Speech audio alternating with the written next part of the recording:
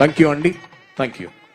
అయితే ఈరోజు ఈ కానిస్టేబుల్స్ గా నియమితులైన వాళ్ళకి నియామక పత్రాలు ఇవ్వటానికి గౌరవ అతిథిగా కొణిదెల పవన్ కళ్యాణ్ గారు ఉప ముఖ్యమంత్రి స్థాయిగా మాత్రమే కాకుండా ఈరోజు ఈ కానిస్టేబుల్స్ అనబడుతున్న పదానికి, ఆ వృత్తికి ఆయనకి వ్యక్తిగత అనుభవం ఉంది. చిన్నప్పటి నుంచి తన తండ్రి ఒక కానిస్టేబుల్ కాబట్టి తండ్రి పడుతున్న కష్టాలు, తండ్రి పడుతున్న బాధలు, తండ్రి ఎదుర్కొంటున్న సవాళ్లన్నీ తెలుసుకొని ప్రజలు ఆ విధంగా ఉంటే, ప్రజలు ఏ విధంగా ఉంటే కానిస్టేబుల్స్ కి మేలు, పోలీసులు ఏ విధంగా ఉంటే ప్రజలకు మేలు అన్న విషయం యొక్క సంపూర్ణ సార్థకతతో నిలిచి ఆంధ్రప్రదేశ్ రాష్ట్ర ముఖ్యమంత్రి వర్యులు శ్రీ నారా చంద్రబాబు నాయుడు గారికి వెన్నుదండుగా నిలుస్తూ ఆంధ్రావనిని నవ్యాంధ్రగా, స్వర్ణాంధ్ర లక్ష్య సాధనలో ప్రధాన భూమిక వహిస్తున్నటువంటి విశిష్ట వ్యక్తి, ఈనాటి కార్యక్రమ గౌరవ అతిథి, మీలాగే ఒక కానిస్టేబుల్ యొక్క కుమారుడు, ఈ రోజు ఆంధ్రప్రదేశ్ రాష్ట్ర ఉప ముఖ్యమంత్రి అయినటువంటి శ్రీ కొణిదెల పవన్ కళ్యాణ్ గారిని వారి సందేశం అందజేయవలసిందిగా మీ అందరి కరతాళ ధ్వనుల మధ్య సాదరంగా, సగౌరవంగా వారిని అభ్యర్థిస్తున్నాం.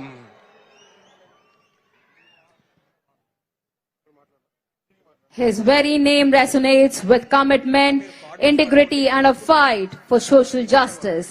He is a leader who constantly inspires the youth to dream big and work with honesty for the state's future. Please put your hands together with a thunderous welcome to the Honorable Deputy Chief Minister of Andhra Pradesh, Sri Konidala Pawan Kalyan Kumar Garu. రాష్ట్ర ఉప ముఖ్యమంత్రి వర్యులు శ్రీ కొణిదెల పవన్ కళ్యాణ్ గారి సందేశం. గౌరవ ముఖ్యమంత్రి గారు అక్కడి నుంచి కాకుండా మీ మధ్యలో వెళ్ళి మాట్లాడమని నాకు సూచన చేశారు. ఎందుకంటే ఇది చాలా నా గుండెకి చాలా ఆత్మీయమైన సంఘటన. ఇది ఒక 3-4 సంవత్సరాల క్రితం మీరు ఎగ్జామ్స్ రాసి మీకు ఉద్యోగాలు వచ్చి కూడా మీకు నియామక పత్రాలు ఇవ్వకపోవడం, దాన్ని కోర్టు కేసులు అవ్వడం, ఈ రోజున ఇన్ని వేల మందికి దాదాపు 6,100 పోస్టులు ఈరోజు ఈ విధంగా ఒక పండగ వాతావరణం జరుపుకుంటున్నామంటే దానికి మూల కారకులు గౌరవ ముఖ్యమంత్రి శ్రీ నారా చంద్రబాబు నాయుడు గారు. నేను మనస్ఫూర్తిగా వారికి కూటమి ప్రభుత్వం రావాలి అని ఎందుకు ఇంత తపన పడ్డాను అంటే, మీ బంగారు భవిష్యత్తు పాడవకూడదు. మీలో ఎంతమంది, ఇందాక ఒక్కొక్కరితో కథలు వింటా ఉంటే మీ 6,100 మంది, దాదాపు 4 లక్షల పైచిలుకు యువత ముందుకొచ్చి పోటాపోటీగా ఎగ్జామ్స్, ప్రవేశ ఉత్తీర్ణ పరీక్షలు చేస్తే దాంట్లో కేవలం 6,100 మాత్రమే సెలెక్ట్ అయ్యారు. అంత టఫ్ ఎగ్జామ్ ఇది. ఒక్కొక్కరు post graduation, graduation, BSc chemistry, MSc, MA, BSc computer science ఇవన్నీ చదువుకుని ఇంత చదువుకున్న వ్యక్తులు ఒక సమాజానికి రక్షణ ఇచ్చే ఒక కానిస్టేబుల్ ఉద్యోగానికి వచ్చినందుకు మీ అందరికీ పేరు పేరున హృదయపూర్వక ధన్యవాదాలు తెలుపుకుంటా ఉన్నాను. ఇది నాకు ప్రత్యేకించి మొన్న ఈ మధ్యన గౌరవ ముఖ్యమంత్రి గారి సూచనలతోటి ఆయన అసెంబ్లీలో మేము మన ప్రమాణ స్వీకారం చేసిన తర్వాత మొట్టమొదటి అసెంబ్లీలో మేము ఒక మాట ఇచ్చాం. ఆంధ్రప్రదేశ్ సుస్థిరత కోసం, యువత భవిష్యత్తు కోసం మేము నిలబడతామని.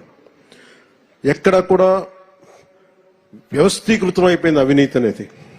అలాంటి వ్యవస్థీకృతం అయిపోయిన అవినీతిని మేము చిత్తశుద్ధిగా దాన్ని లేకుండా చేస్తాం, ఒక ప్రయత్నం చేస్తా ఉన్నాం. దాంట్లో భాగంగానే ముఖ్యమంత్రి గారి దృష్టికి తీసుకెళ్లి పంచాయతీరాజ్లో దాదాపు 10,000 మంది పైచిలుక్కి ఒకేసారి మేము ప్రమోషన్స్ ఇవ్వడం జరిగింది. ఇది ముఖ్యమంత్రి గారి దార్శనికతకి, వారు పంచాయతీరాజ్ వ్యవస్థలో ఎలాంటి అవినీతి లేకుండా ముందుకు తీసుకెళ్లిన వారి సలహాలు, సూచనలే నేను 10,000 మందికి మేము ఒకేసారి ప్రమోషన్లు ఇవ్వడం జరిగింది. అదే కోవలో 6,000 మంది దాదాపు 4 నుంచి 5 సంవత్సరాలు అనుకుంటారు మీ అందరూ మీ ప్రవేశ పరీక్షలు రాసి నియామక పత్రాలు వచ్చిన తర్వాత ఇవ్వలేకపోయినందుకు ఒక 3 సంవత్సరాలు, 3.5 సంవత్సరాల విలువైన కాలం కోల్పోయారు అందరూ. ఆ కాలాన్ని ఎవరు తిరిగి తీసుకురాలేరు. డబ్బు తిరిగి రావచ్చు, కానీ కాలం ఎందుకంటే 6,000 మంది మీరు మాట్లాడుతూ ఉంటే ఒక్కొక్కరు ఇక్కడ కూర్చున్న 6,000 మంది మీ తల్లిదండ్రులు, ఒక్కొక్కరి కష్టాలు, ఎక్కడో అల్లూరు సీతారామరాజు జిల్లా నుంచి కావచ్చు, అనంతపురం జిల్లా నుంచి కావచ్చు, అలాగే మన ఉత్తరాంధ్ర శ్రీకాకుళం, విజయనగరం. నాకు నుంచి అదే అడుగుతున్నాను, మన హోంమంత్రి అనిత గారిని, సోదరు అనిత గారిని అడుగుతా ఉన్నా.